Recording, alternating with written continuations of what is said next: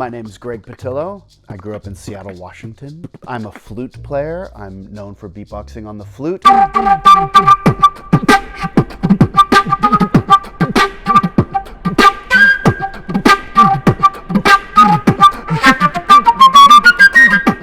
I'd sold everything I owned and just moved to San Francisco on a whim. I'd never met anybody there. And the first night I was there, I met my future wife, and she was a poet in this crew of like performance, political poetry. It was like a big kind of open mic in the Mission District. That's kind of where I learned to beatbox on the flute, and me and my wife started dating and became closer, and she decided she wanted to go to law school, and she ended up getting a full ride to NYU Law. So we got in the pickup truck and moved across the country to New York, and we've been here almost 21 years now.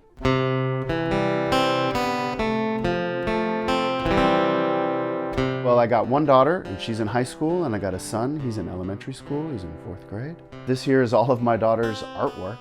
We're super impressed with what she does. She goes to the School of Art and Design, which is a high school in New York City, and this was all part of her portfolio to get into the school.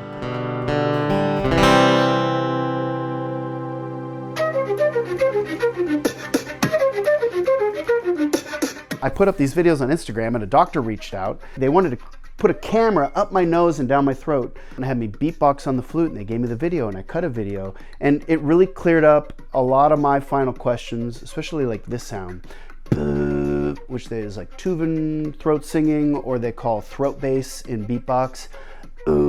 Like, how do you make that sound? And it's your false vocal cords, which is right above the vocal cords, and I could see it on the video.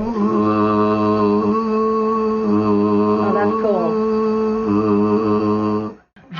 And all of a sudden, everything from the glottis up made sense to me anatomically because of this video. All of this resonance now aligned.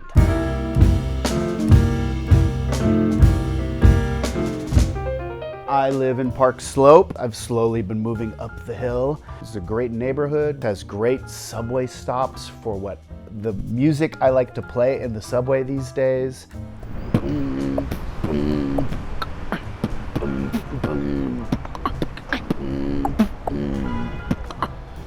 8th Avenue side of the 7th Avenue F subway. It's great because it's not on the tracks, and it's kind of in between the entrance and where people are going, and the music filters through the stairs. I get a lot of positive feedback about, oh, it's so beautiful, you're making my morning and all this.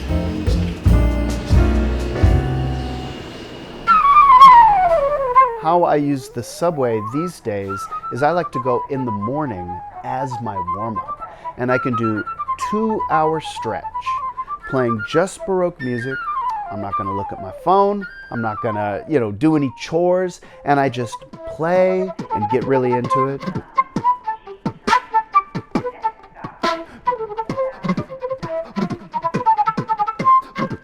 Obviously, Baroque flute is not a very hard hustle. Like, who likes Baroque music? Old people. I should watch out what I say, right? Because Timothy Chalamet recently got in trouble talking about the opera and the ballet. But it's true in the sense that it's a very small slice of people are passionate about this music. So I come down here for fun. It's nice to make money. I don't live off the money. The money is just petty cash for my kids. It's for pizza or bagels or the ice cream lady at the park in the summer. I don't play at Times Square because people want a very New York experience there, and some dude playing Baroque flute is not exactly a New York experience. I got spit on once by a rather crazy person, and that's probably the most aggressive anyone has been on me. Last year also someone tried to attack me with their iced coffee, but I was already packing up and kind of had a little dance, but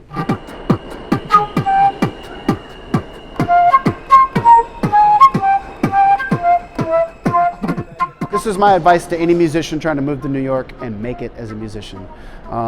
You have to have music as a compulsion.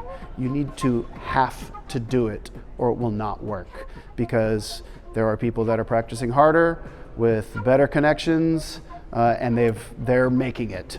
And what are you doing?